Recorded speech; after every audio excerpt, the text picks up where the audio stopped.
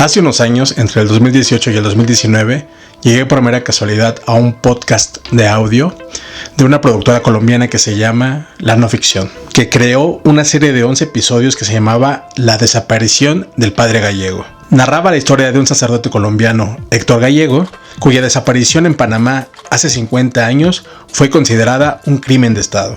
La no ficción no se limitaba únicamente a producir el podcast. Ellos mismos investigaban de manera muy detallada los hechos ocurridos.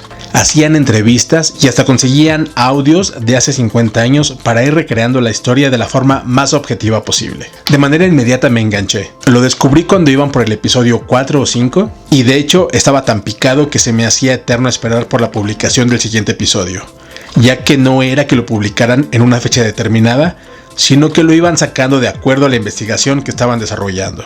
Entre las cosas que más me atraparon de esta producción fue su simpleza, y no lo digo de manera despectiva, todo lo contrario, me refiero a ese principio de menos es más. Y este podcast era así, simple, sencillo. La voz del narrador me parece que es Juan Serrano, que además es el creador de La No Ficción. Era una voz tranquila, calmada, pausada. Nada de esos locutores que le hacen chingo de mame al hablar. Había cero efectitis, nada de ecos, reverb, el audio súper limpio. La musicalización seguía el mismo principio. Utilizaban música andina, que me transportaba a ese lugar donde ocurrían los hechos descritos. Me ayudaba a imaginar y visualizar todo lo que se me iba narrando. Cero prisa, una historia que se cosía a fuego lento. Se tomaba su tiempo para entrar en detalles. Triste el papel que el gobierno desarrolló en esta historia, así como desgraciadamente en muchas y en todos los países. Este padre fue acusado de comunista por los terratenientes del área y por el régimen militar de esa época, ya que emprendió proyectos sociales y organizó a la población pobre de la zona en sindicatos y en cooperativas de consumo con el fin de dignificar el trabajo campesino, porque en ese tiempo eran sometidos y explotados por las familias de poder. Fue detenido y secuestrado por la Guardia Nacional la noche del 9 de junio de 1971, durante la dictadura militar de Omar Torrijos Herrera. Y aunque en Panamá es venerado como un mártir, en Colombia su historia es poco conocida. ¿Qué pasó esa noche? ¿Quiénes se lo llevaron? ¿Qué hacía tan lejos de su natal Colombia? Todas estas son las respuestas que la no ficción busca armar. Incluso recuerdo que había el testimonio de un soldado que aseguraba que al padre lo había lanzado vivo desde un avión hacia el mar. El pasado fin de semana fui a ver la película brasileña El Agente Secreto, que por cierto está nominada al Oscar a Mejor Película junto con su protagonista Wagner Moura. Inmediatamente me hizo sentir lo mismo que experimenté al escuchar el podcast de la desaparición del Padre Gallego. Estoy seguro que si esta historia, en lugar de haberse creado como un podcast de audio, y se hubiera creado como una película, hubiera sido justo así. O si a la no ficción le encargaran la producción de la película El Agente Secreto, la hubieran creado tal cual.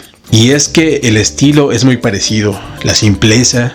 La narración tan serena de Juan Serrano es totalmente similar a la actuación de Wagner Moura. La música andina y los hechos se ambientan en la misma década, los años 70, donde al igual que en Panamá, en Brasil y en muchos países, desafortunadamente había una dictadura militar que vaya que fueron ojetes. Específicamente, la trama se desarrolla en el Brasil de 1977, en una época de grandes travesuras, como de manera sarcástica nos dice un texto al inicio de este thriller político. Pero lo más aterrador, lo más triste del caso, por más que haya parecido que las dictaduras quedaron atrás, por más que queramos pensar que se ha logrado avances en justicia, en derechos humanos, en anticorrupción, a lo largo de 50 años, lo que se nos narra es claramente lo que podemos encontrar cualquier día en X, en redes sociales, en noticieros, en portales de internet.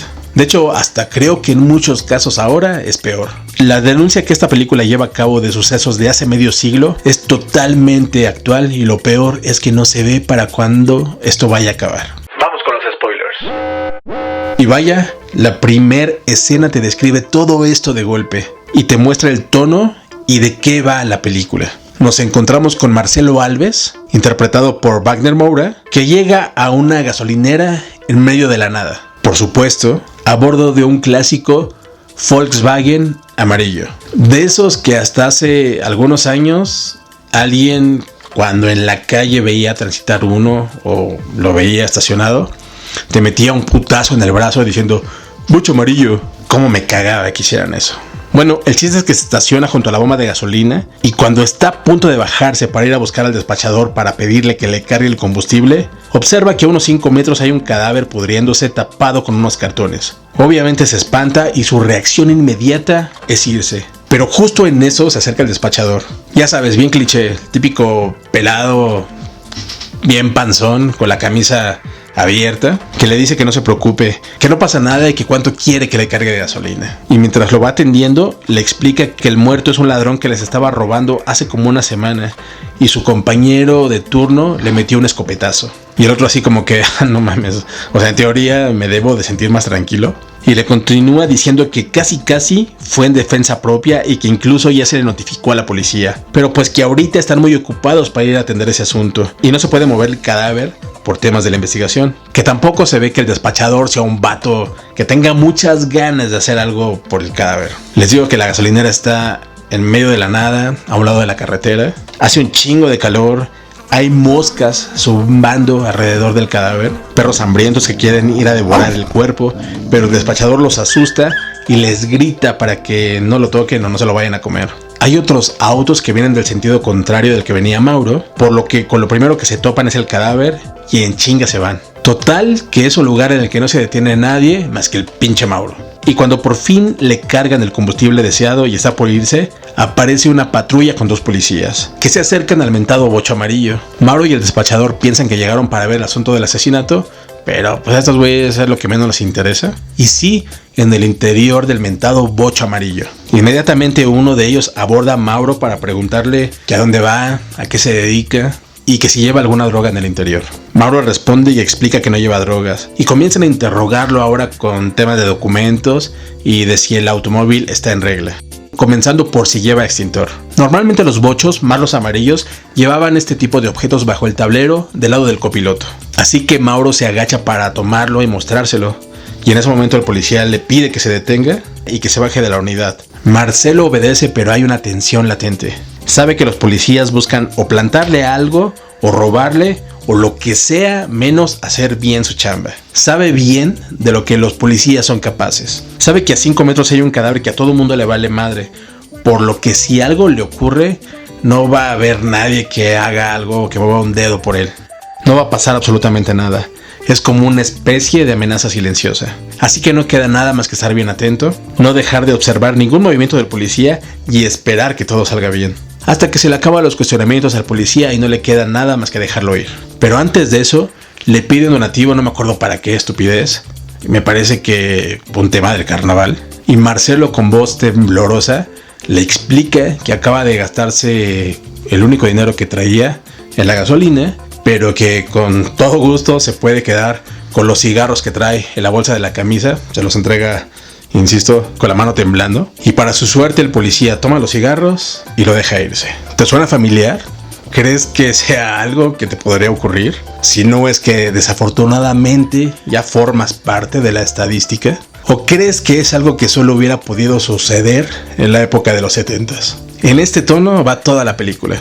Y todavía esta escena tiene mayor tensión, o entiendes aún más el estrés al que se sometió Marcelo cuando te enteras que de hecho es un perseguido político. Y que ni siquiera se llama así, más bien se llama Armando. Un experto en tecnología que se mudó a un lugar que funciona como refugio para personas buscadas por razones políticas, administrado por doña Sebastiana. Una doñita muy cagada, de esas que te tira las verdades, pero que tiene un corazón enorme. El hijo de Armando tiene que vivir con los abuelos debido a que es peligroso que esté con él. Y no te explican de manera concreta qué ocurrió con la esposa de Marcelo, con la mamá del pequeño, pero entre líneas te hacen ver, o al menos así lo interpreté yo, que fue asesinada por la persecución política que sufre la familia. Así como esto de la esposa que de cierta forma queda ambiguo. Hay muchas cosas en las que no se profundiza o te dejan a tu interpretación. No porque esté el guión mal escrito o porque sea una debilidad del mismo, sino porque el director, Clever Mendoza Filo, así lo quiere. Me parece que no busca plantear dudas para después responderlas. Busca retratar esta época, mostrándote más bien todo el contexto para hacerte sentir ahí, para que experimentes esta persecución, este estrés, la paranoia, aunque desafortunadamente esto es algo que las mexicanos y los mexicanos conocemos más que bien. Quizá por el título pienses que la película tendrá otra temática, más hollywoodesca, una película de espías al más puro estilo de las que las películas norteamericanas nos tienen acostumbrados, sino más bien una víctima del clima de violencia, espionaje y miedo de la dictadura, en este caso la brasileña. Con esta falsa personalidad ingresa a un trabajo godinesco en un archivo, apoyado entre otras personas por Elsa, una luchadora de la resistencia que también lo está ayudando a obtener falsas identificaciones y pasaportes para irse a otro país con su hijo. Aunque este trabajo tampoco es una casualidad por completo, ya que le está ayudando a conseguir información de sus familiares, buscando respuestas sobre su propia historia, mientras intenta mantenerse alejado de quienes lo están persiguiendo, llevándolo a un estrés tal que las noches tienen pesadillas y a donde sea que vaya tiene que estarse cuidando y desconfiando casi de todos. En pocas palabras, a vivir una vida que no es vida y que el único lugar en el que puede desarrollar relaciones y sentirse de cierta forma seguro es este edificio de refugiados, resguardados por Doña Sebastiana. El agente secreto sin duda es un viaje al pasado, donde podemos ver la moda, los coches, la música y el estilo de vida del país en ese tiempo. Su ambientación es una joya. Realmente parece que estás viendo una película de esa década. Seguramente has escuchado esos comentarios o críticas donde las películas desarrolladas en México o en Latinoamérica tienen un tono entre amarillo, naranja. Menciono esto recordando al ventado bocho amarillo de la escena inicial de la película porque el filme utiliza el color amarillo de manera intensa y recurrente junto con el azul y el verde para construir una identidad visual inmersiva que evoca la bandera de Brasil y marca la narrativa. Funciona además como una paleta saturada que contrasta con la temática oscura y violenta del thriller político. Además que sirve para representar un entorno urbano marcado por el calor intenso, la inestabilidad y una constante sensación de alerta. En el cine, el amarillo se asocia comúnmente con la locura, la obsesión, la decadencia y una sensación de incomodidad. Esto ayuda a acentuar la tensión psicológica de los personajes, distanciándose de la frialdad clásica de otros thrillers europeos o estadounidenses. La historia de Marcello Armando se siente muy real, sin embargo, es una historia que el director Clever Mendoza Filho estuvo escribiendo por 3 años con protagonistas y situaciones ficticias, basadas en sucesos de ese periodo histórico. Sin embargo, entre toda la ficción hay una subtrama que resulta verdadera, que de hecho es la parte más inverosímil de lo que narra el filme, el más inesperado de hecho. Hay una subtrama de la película en donde pescan a un tiburón que andaba atemorizando a las personas que estaban en la costa de Brasil, y cuando lo abren para revisarlo, en el estómago tiene una pierna peluda de una persona. Resulta que esta pierna era de una de las víctimas de la policía que ya tenían el modus operandi de que cuando querían desaparecer a alguien, iban a un puente y lo lanzaban al mar. Así que cuando los policías se enteran de esto, acuden al instituto, morgue, donde sea que tuvieran la pierna, dando su respectiva mordida, su respectivo moche, para poderse robar la pierna. Y de esta manera no pueden investigar más del asunto. Así que los medios retoman esta historia de manera sensacionalista, como si anduviera una pierna por las calles causando terror. Esto incluso lo refleja el director, en donde en una parte del film, al más puro estilo de las películas series B, hace una recreación en el que la pierna suelta va de salto en salto, madreándose a las personas que están echando pasión en un parque, muchas de ellas prostitutas, muchas de ellas homosexuales. Pues esta historia de la pierna peluda llenaba los titulares de Brasil en los años 70. En 1975, en el vecindario de Tiuma, en la ciudad de São Lourenço de Mata, muy cerca de Recife, donde se desarrolla la película, los vecinos afirmaron que habían visto una pierna sin cuerpo llamando en una de las casas. Posteriormente, una prostituta también llegó a un hospital diciendo que una pierna la había atacado. Y así esta historia bizarra y absurda fue creciendo y creciendo. Fue tal el éxito inmediato que tuvo que incluso una columna semanal en el diario de Pernambuco habló sobre los distintos ataques de la pierna, convirtiéndola en una leyenda urbana. La pierna que castigaba a la gente que casualmente la policía perseguía o atacaba. Cuando esto ocurrió, al parecer el director tenía 9 años, por lo que definitivamente era un mito que debía retratar. Me imagino el impacto que tuvo en él cuando era pequeño. Mendoza Filo lo explica así: fue inventada por un periodista como una manera segura de escribir sobre cómo la dictadura estaba atacando a gays y a otra gente. No podías escribir sobre lo que la dictadura estaba haciendo, pero sí podías hacerlo sobre ataques perpetrados por una legendaria pierna peluda, y la gente sabía que cuando se hablaba de la pierna peluda era más bien sucesos que la policía había cometido. Como punto negativo, me parece que la película sí tiene una duración bastante extensa. Creo que sí le pudieron haber recortado un buen tramo. Como lo había mencionado, me parece que de repente la película se enfoca en muchos detallitos y cosas que creo que sí podrían resultar relevantes, pues las dejan pasar por alto o, insisto, las dejan de una manera ambigua para que tú puedas realizar tu propia interpretación. Hay quienes esto les parecerá positivo, hay quienes lo van a criticar, pero bueno, eso ya lo decidirás tú. Me parece que la película tiene 4 palomitas. Creo que es una película muy interesante. Creo que puede conseguir un Oscar a la mejor película internacional. Yo soy el último de los chavos. Te agradecería que me comentaras a ti qué te pareció esta película brasileña, si es que ya tuviste oportunidad de verla. Si ya no pudiste acudir al cine a verla, si ya no te alcanzó el tiempo, muy seguramente pronto estará en alguna plataforma. Pero si ya tuviste oportunidad de verla, cuéntame qué te pareció, qué te despertó. ¿Reflejó esta persecución, este estrés, esta presión por parte del gobierno? Y bueno, no sé qué tan real es eso de que las dictaduras se han acabado, o bueno, como dice Manu Chao, es la larga noche de los 500 años.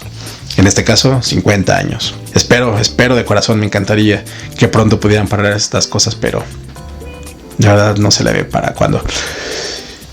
Te invito a que me sigas, que le des like al video, que lo compartas, que le des click a la campanita y que me sigas en mis redes sociales. Por hoy la función se ha terminado y nos vemos en la siguiente. Yo soy el último de los chavos. Gracias.